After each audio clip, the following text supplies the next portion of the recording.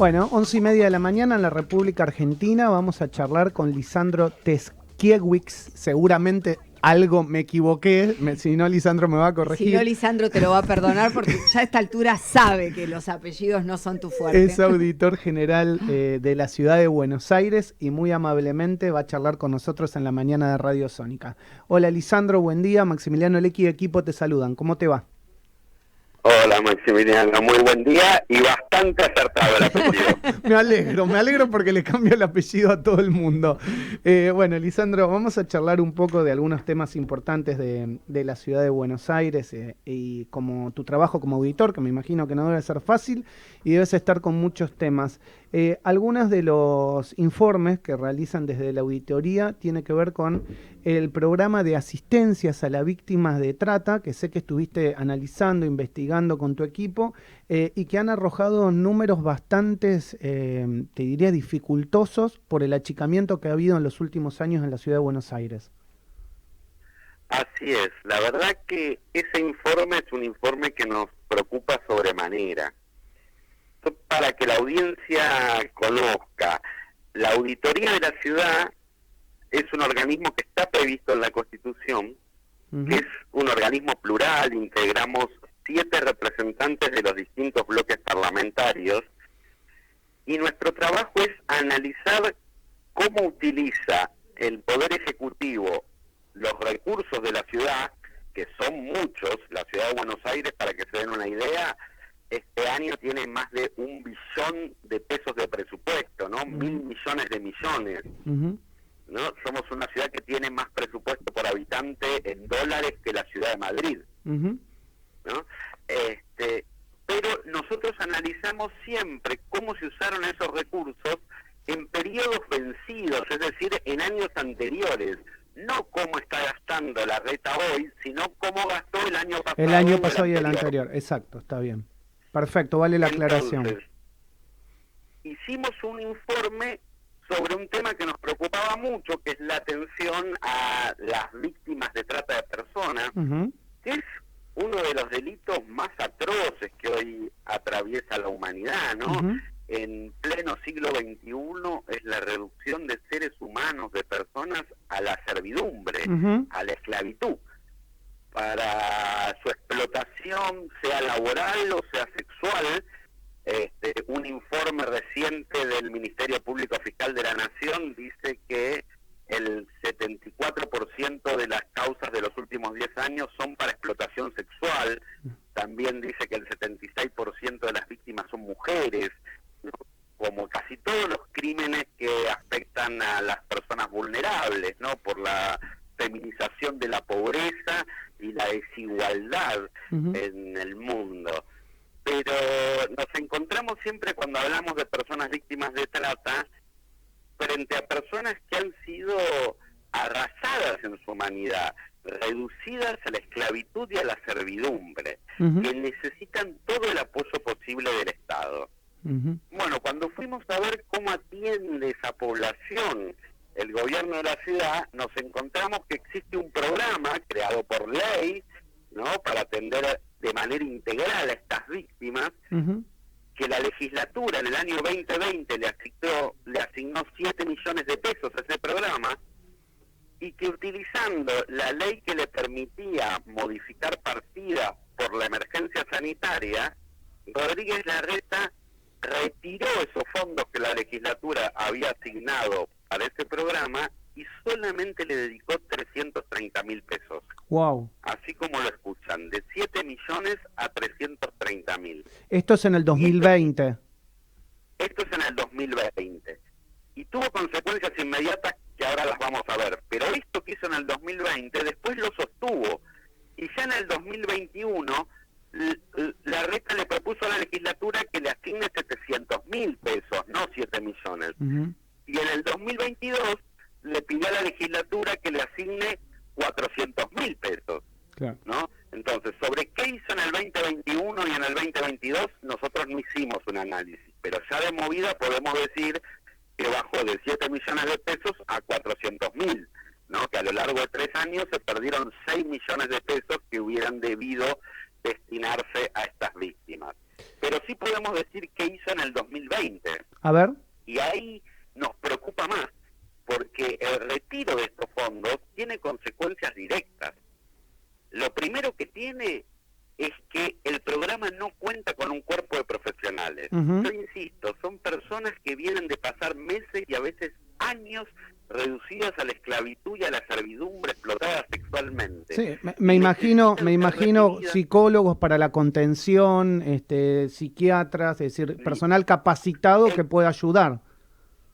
Exactamente, no, el programa no tiene una asistente social contratada, no tiene personal de salud mental, ni psicólogos, ni psicólogas, ni psiquiatras, no tiene ni siquiera abogados o abogadas para que les brinden el patrocinio jurídico a estas personas que fueron víctimas de un delito terrible y que ahora son parte de una causa, como testigos, como víctimas. Hay una causa penal federal, ¿no?, que sigue a su vida y no tienen el patrocinio de un abogado o una abogada que les explique lo que está pasando y que los ayude a hacer sus peticiones. Lo siguiente que no tiene el programa, que es una recomendación de todos los organismos internacionales que se dedican a este tema, son paradores de alojamiento. Estas personas son rescatadas de lugares donde eran explotadas sexual o laboralmente, pero también donde vivían, comían, ¿no? Entonces tienen que tener un lugar donde ir a vivir. Bueno, no hay paradores previstos para eso, no hay alojamiento previsto para eso. Lo que se les ofrece es que basan a los paradores previstos para la gente en situación de calle, que por otros informes de auditoría ya sabemos que son muy deficientes, que tienen muchos problemas, pero que además no se ajustan a las necesidades. Son paradores, por ejemplo, que son nocturnos. La gente se tiene que retirar a la mañana con todas sus pertenencias y volver después de las 6 de la tarde. Imaginan una persona que estuvo durante meses o años privada de su libertad, siendo explotada, encerrada y demás, que tiene que estar todo el día deambulando por la ciudad esperando que se hagan las 6 de la tarde para ir al lugar donde puede dormir. Lisandro, pero además... Lisandro, a mí me queda clarísimo, digamos, la explicación de lo que nos estás dando y, digamos, la puesta en contexto, que me parece que hiciste una explicación muy bien respecto a los años. Ahora, yo te pregunto, ¿qué se dice desde parte del gobierno de la ciudad respecto a una respuesta al informe que hace la auditoría, que justamente es la que debe auditar y controlar los gastos que se hacen en los diferentes presupuestos, si es que han obtenido una respuesta al respecto y por otro lado, si esa respuesta tiene que ver con los recursos que se necesitaron en la pandemia y lo han utilizado como forma de justificación? La verdad es que, como yo les contaba, la auditoría está prevista en la Constitución. Nuestra función es generar el informe, enviárselo al Poder Ejecutivo, enviárselo a la legislatura para que tomen decisiones alrededor de esto, pero ellos no nos tienen que hacer ninguna devolución y no nos la hacen. En el caso de los fondos retirados en el 2020, en la propia norma que retira los fondos, ellos hacen referencia a la habilitación que les dio la legislatura para modificar el destino de fondos por pandemia, pero no dicen explícitamente a qué los van a utilizar. Se entiende. Dicen, saco los fondos de este programa porque los necesito para la pandemia. Y no dicen nada más. Y los mandan a una bolsa común de la cual después retiraron un montón de gastos que supuestamente tenían que ver con la pandemia. Pero ustedes recuerden que la ciudad de Buenos Aires no compró vacunas, que se las mandó el Estado Nacional, no le dio apoyo financiero a las personas que dejaban de cobrar su salario o sus ingresos por la falta de actividad económica, no le dio apoyo económico a los comerciantes, o sea, digamos, los gastos que tenían que ver con la pandemia tenían que ver con el acondicionamiento de lugares para la vacunación, con el refuerzo de ciertas partidas hospitalarias, con el alquiler de algunos hoteles y sobre todo con mucha publicidad. Bueno, ya que está esto, te lo voy a linkear con algo que a Larreta parece haberle importado mucho en el medio de la pandemia, que fue el tema educativo. Yo sé que también desde la auditoría se generó una denuncia tanto a Larreta como a Acuña por ocultar información en la gestión educativa. ¿Me contás al respecto? Sí, nosotros tenemos entre las cosas que auditamos, por supuesto, auditamos la gestión en la educación. Lo que fuimos detectando en todos estos años y agravado en la pandemia fue muchos problemas, principalmente en infraestructura. Tenemos un informe sobre el famoso programa de 54 nuevas escuelas, que desde hace 7 años la red anuncia todos los años. Bueno, resulta que no existen 54 nuevas escuelas, que solo existen 5 inauguradas, 6 obras en total, que esas 6 obras demandaron todas, cada una de ellas, más de un año más de lo que estaban programadas para realizarse, que algunas se llegaron a pagar 3 veces, que por ejemplo estaba mal la planificación, entonces hubo obras que no se pudo hacer como estaba planificada porque el suelo del terreno donde había que hacer la obra no soportaba la estructura que querían construir. Tenemos una situación como por ejemplo la escuela que se creó en lo que fue la Villa Olímpica, que está toda preparada para que su cocina y su calefacción funcione con gas, pero en el predio no hay gas natural, porque el Estado no hizo la inversión para llevar el gas natural hasta ahí. Es increíble. Sin embargo, por ejemplo, en otro informe que nosotros sacamos, en el de la venta del predio del Tiro Federal, donde hubo múltiples irregularidades y donde vendieron un predio en la esquina de Libertador y Lugones para que una empresa privada construya torres que calculan que va a costar $7.000 el metro cuadrado, ahí el gobierno de la ciudad invirtió 1.400 millones de pesos para que a ese terreno le llegue luz, gas, cloaca y agua.